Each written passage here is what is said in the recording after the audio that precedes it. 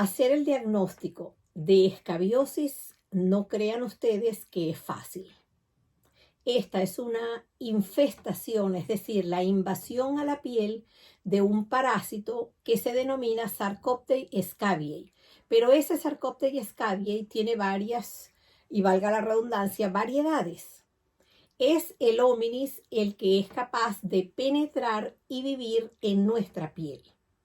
Y un dato importante, como todos los que van a escuchar en este vídeo, así que quédense hasta el final, es que el Sarcoptes scabiei no es capaz de vivir fuera de la piel, no se ha podido cultivar. Y eso es muy importante a la hora de que estemos conversando sobre el tratamiento.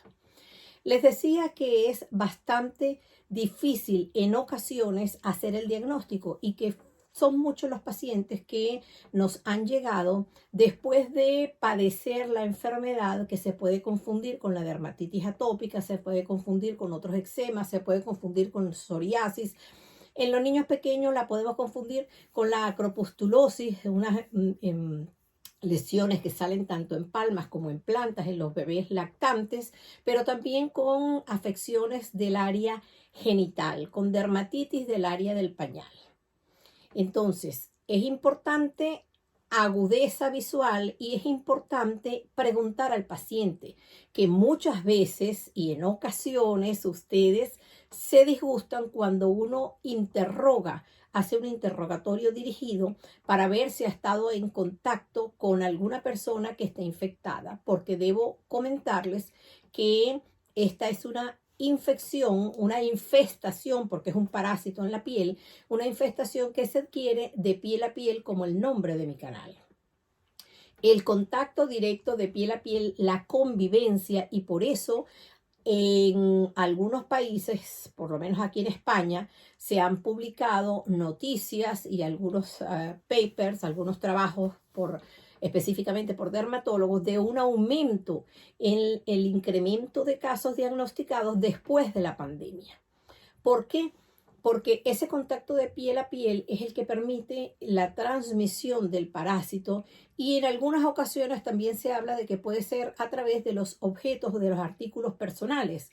Pero tomen en cuenta que una persona que tenga el ácaro en su piel, con trabajos que se han publicado también, se ha podido demostrar que nunca son más de 10, 15, 20 animalitos en todo el cuerpo, aunque a usted le pique todo.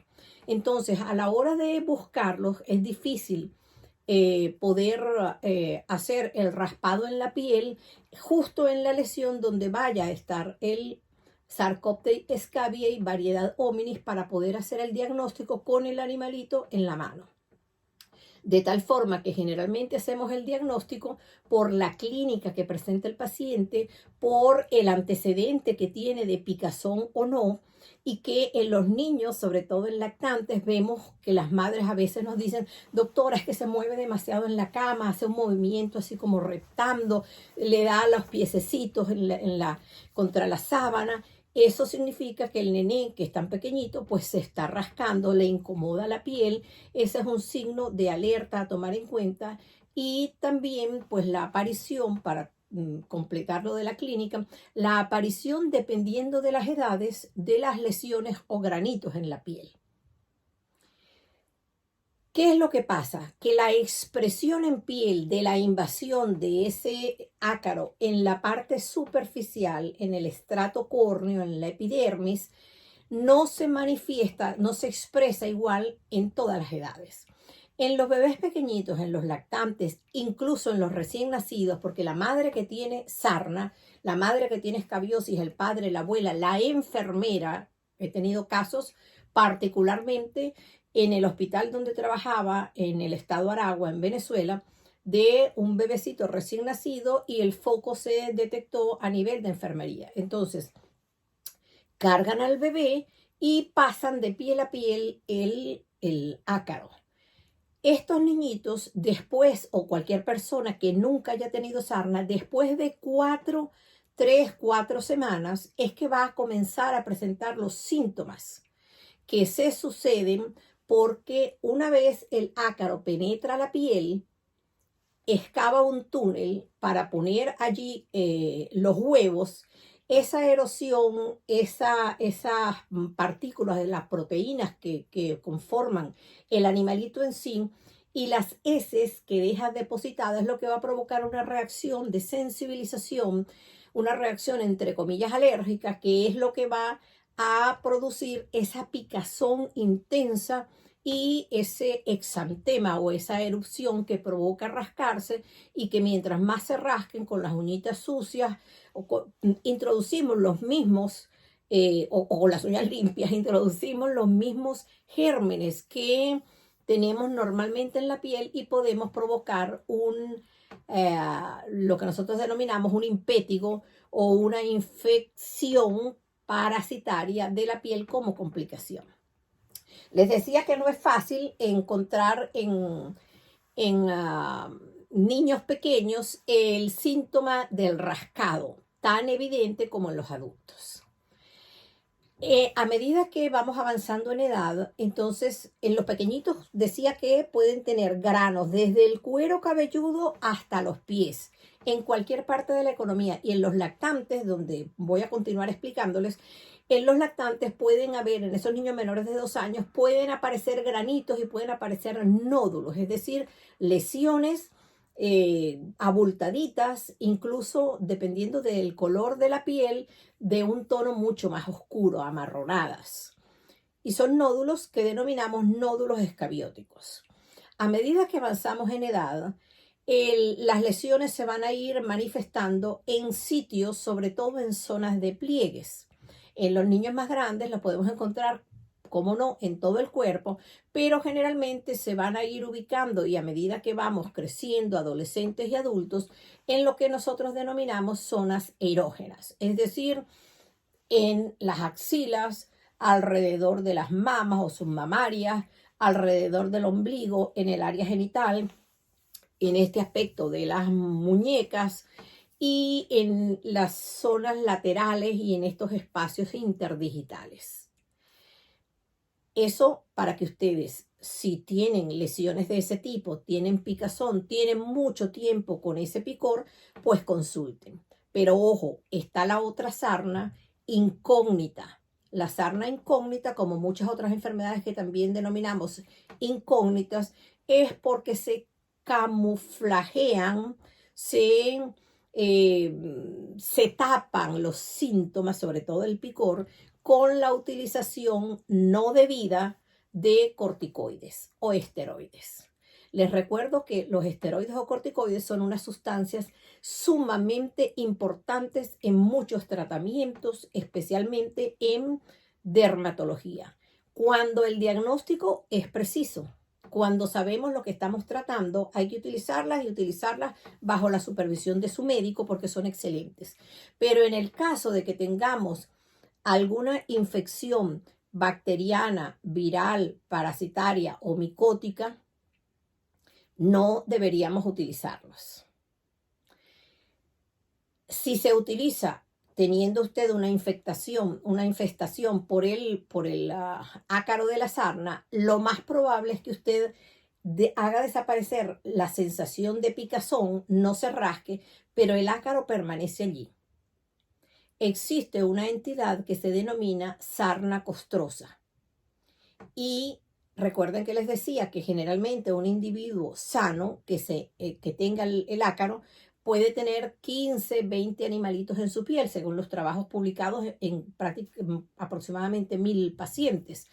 Pero cuando hay una inmunosupresión, bien sea que a usted le bajen las defensas por el uso de los corticoides, que usted esté tomando algún otro medicamento o le estén inyectando algún otro medicamento por alguna enfermedad que necesite biológicos o porque usted tiene una infección por el HIV, el virus de inmunodeficiencia humana, o simplemente porque usted tenga SIDA, no por HIV, sino porque está inmunosuprimido, porque no come bien, porque no se alimenta bien o por otra causa, su organismo no se va a defender y entonces en vez de tener 10, 15 animalitos en su cuerpo, en su piel, va a tener miles y millones de ácaros en la superficie, en su piel, en su epidermis. Y esto va a provocar unas lesiones que ya no van a ser papulitas, granitos, En los túneles que también se pueden observar, es difícil verlos, hay que ver mucha sarna. Yo no sé si decir gracias a Dios o desgraciadamente, pero vi muchísimos pacientes, muchísimos casos de escabiosis en todas las edades y como que el ojo se afina un poquito para uno ver ese trayecto o ese surco que es donde generalmente hacemos el raspado y luego se observa al microscopio, como pueden ver en las imágenes. Esta específicamente de un paciente que había sido tratado con biológicos creyendo que se trataba de alergias o se trataba de dermatitis atópica y el paciente hizo una sarna costrosa o también llamada sarna noruega, donde raspas en cualquier punto y sobre todo en las zonas que se van formando, zonas costrosas bien importantes y exuberantes, y salen montones, ves huevos, ves el parásito, los ves en movimiento muy fácilmente a través del microscopio, raspas, colocas el microscopio y los observas. Entonces son detalles muy importantes y sobre todo para aquellos que se sienten como que, mira, yo no puedo tener sarna. La sarna también es de los limpios. Sobre todo tomen en cuenta que el periodo que pasa, los días, esas 3, 4 semanas que pasan desde que yo me pongo en contacto con otra persona y adquiero, se queda en mí alguno de estos parásitos, alguno de estos ácaros, pueden pasar 2 o 3 semanas que yo estoy diseminando la enfermedad. De allí la importancia también a la hora de que hablemos del tratamiento. Ya les he dicho qué es, ya les he dicho cómo se diagnostica por la clínica y también por el raspado. Yo siempre lo hago, pero el hecho de que no te salga positivo, de que no consigas el ácaro, sus huevos o las heces, que no lo puedas visualizar, no significa que el diagnóstico no sea un diagnóstico presuntivo, supongo por la clínica y la historia de que tú tienes sarna. Entonces, las complicaciones también, a grosso modo, les decía que la más importante es por el rascado, que el paciente se infecte secundariamente con las bacterias propias que tenemos nosotros, que conviven con nosotros y pudiera causarle entonces un impétigo en algunos países latinoamericanos, denominado también brasa, coloquialmente. Y la transmisión, contacto de piel a piel, por eso también se considera una infección de transmisión sexual. Y el condón no evita que te contagies, por supuesto, porque el condón va en el pene, pero de piel a piel tú te pegas completo de tu pareja y puedes transmitir la enfermedad. ¿Cómo hacemos el tratamiento? El tratamiento es lo más difícil porque hay que explicar y educar al paciente. Por eso siempre les digo, revisa los vídeos. Ustedes tienen ahí el vídeo de urticaria, que donde hablamos de picazón, una entrevista donde hablamos de que no todo lo que pica es alergia. Pues hoy en día les digo que no todo lo que pica es sarna, pero ponlo de primerito e investígalo. No lo dejes pasar, sospéchalo. Y entonces les decía que lo más importante es la educación. Educación al paciente, pero eso toma tiempo. Y algunos de ustedes llegan a la consulta, yo vine por esto. Cuando tú comienzas a hablar un poquitito, como que se molestan, están apurados y se tienen que marchar.